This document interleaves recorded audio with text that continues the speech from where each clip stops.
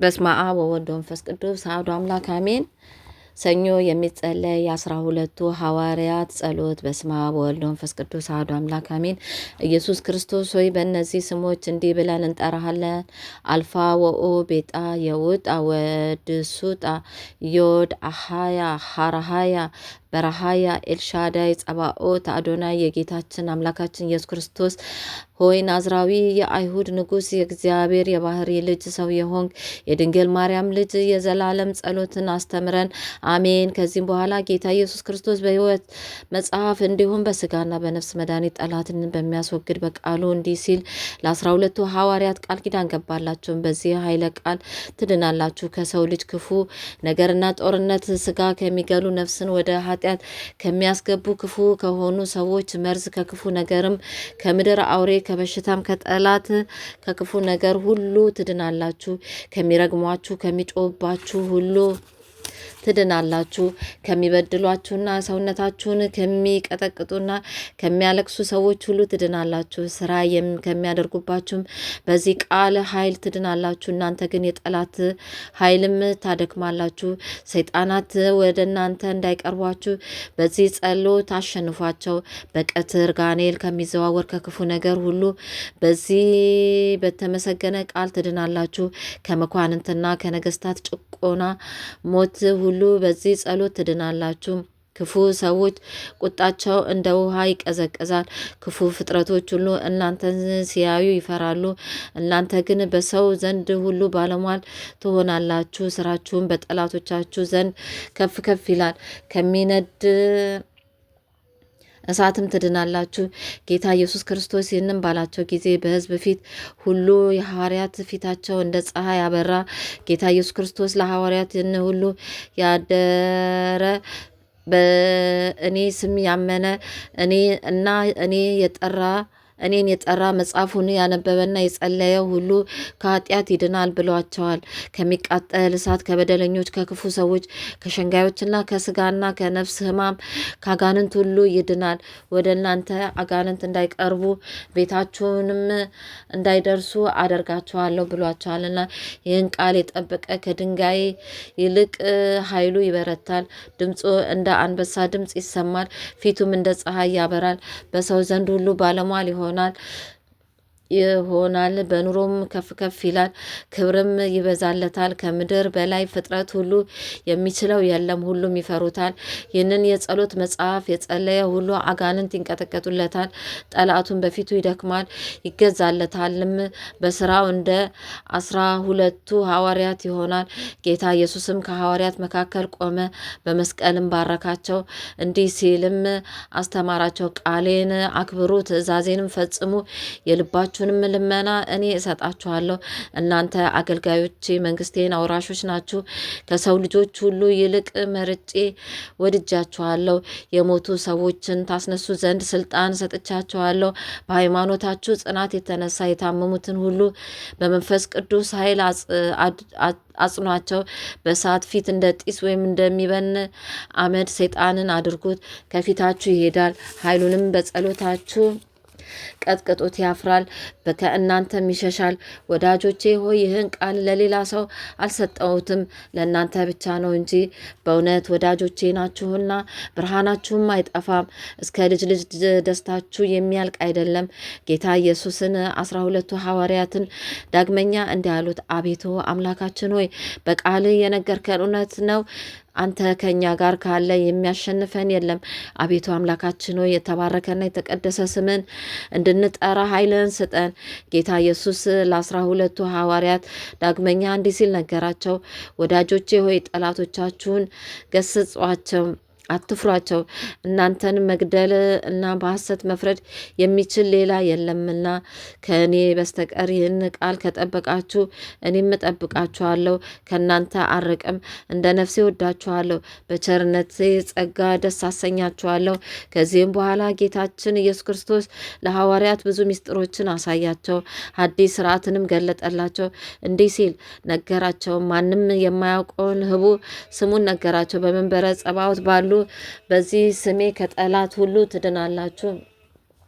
በምሳሌያቸውም የጠራኝ ሁሉ ይድናል፣ እስከ ዓለም ፍጻሜ አያፍርም አላቸው። ጌታ ሆይ እንደዚሁም እኔን አገልጋይህን ከነመላ ቤተሰቦቼ ከህዝበ ክርስቲያን ላይ ከጠላት ዓይን ሰውረን፣ ኃጢአታችንን ሁሉ ይቅር በለን ማረን፣ ከጠላትም ስህተት በጎ ነገርን ከማያስቡና ከበደለኞች ሁሉ ጠብቀኝ፣ ይቅርታህን ስጠኝ።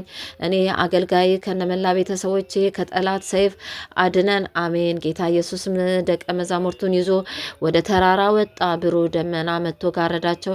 ጌታ ኢየሱስም የተመሰገኑ ስሞቹን ጻፈና ለመድኃኒትና ለሕይወት የሆናችሁ ዘንድ ያዙት ብሎ ለ12ቱ ሐዋርያት ሰጣቸው። እነሱም ተቀብለው ከያዙ በኋላ መጽሐፉ የታጠፈ ነበርና 12ቱ ሐዋርያትም መጽሐፉን ከታጠፈበት ለመዘርጋት እኛ አንችልም አሉት። ጌታ ኢየሱስም መልሶ እንዲህ አላቸው፣ እናንተን የሚያሸንፍ በዓለም ዙሪያ የለም። የሰው ልጆች የሚያስቱ ክፉ አጋንንትን በዚህ ቃል ታሸንፏቸዋላችሁ። እናንተ ክፉ ሰዎችን ታደክማላችሁ፣ የርኩሳን አጋንንትና የጠላት ኃይል ሁሉ ታስወግዳላችሁ። የእናንተ ኃይል ግን አይደለም፣ በእኔ ሃይማኖት ኃይል ትኖራላችሁ እንጂ ይህን መጽሐፍ ከእናንተ አንዱ ይግለጥ ባላቸው አለ። በዚህ መጽሐፍም ተገለጠ። ይህ መጽሐፍ መገለጡን አይተው 12ቱም ሐዋርያት ከፍ ባለ ደስታ ደስ ተሰኙ፣ እግዚአብሔርንም አመሰገኑ፣ ለክርስቶስም ሰገዱ። ይህንን ነገር አደነቁ። እርስ በርሳቸውም እንዲህ ተባባሉ፣ ዛሬ ተደርጎ የማይታወቅ ድንቅ ነገርን አየን። አሜን፣ በእውነት ይሁን ይደረግልን። ጌታ ኢየሱስም ለደቀ መዛሙርቱ ዳግመኛ እንዲህ አላቸው፣ እንግዲህ ይህንን የሕይወት መጽሐፍ ተጠንቅቃችሁ ያዙት፣ በጥንቃቄ ጠብቁት፣ በሰው ዘንድም አታርክሱት፣ እኔን አታሳፍሩኝ። እንግዲህ እወቁ፣ የምነግራችሁን ልብ በሉ፣ ጠይቁና ተረዱ፣ ከኃጢአት ሁሉ ትድኑ ዘንድ አስተውሉ። ይህ መጽሐፍ በጣም ትልቅና የከበረ ነው። ከዚህ በኋላ ጌታ ኢየሱስ ስሞቹን ነገራቸው፣ እንዲህም አላቸው፣ ኢያኤል ማለት የሚያስፈራ ማለት ነው። ሱራሄ ማለት ትልቅ፣ ድምዕናኤል ማለት ኃይለኛ፣ አቀዳፌር ማለት ከፍ ያለ፣ አብያቴር ማለት አስተማሪ፣ ይቅርባይ፣ ምናቴር ማለት የሚቀስፍ፣ አድናኤል ማለት ይቅርባይ፣ ኬንያ ማለት ጥበበኝ፣ አጊዮን ማለት ሀብታም፣ ሴቃ ማለት ፈራጅ፣ ጼቃ ማለት ሁሉን የያዘ፣ ሰተናዊ ማለት ሁሉን የፈጠረ፣ ሰተናዊ ማለት አይዘገይም፣ ኢያኤል ማለት ሁሉ ይፈራዋል፣ አማኑኤል ማለት የማይጠፋ መብራት፣ እግዚአብሔር ከኛ ጋር፣ አኢ ማለት የሚረዳ፣ አፍራኢ ማለት የሚያድን፣ መሪዮን ማለት እረኛ፣ ኤል ማለት ሁሉን የሚከድን፣ አም ማለት ታጋሽ፣ ኢላሂ ማለት ሁሉን የሚሸከም፣ ሴዳ ማለት ሁሉን የሚፈውስ፣ ሄፕ ማለት ሁሉን የሚያስደስት፣ ያዊ ማለት ሃይማኖት፣ ጸባዖት ማለት የዋ፣ እፎ ማለት ትሁት፣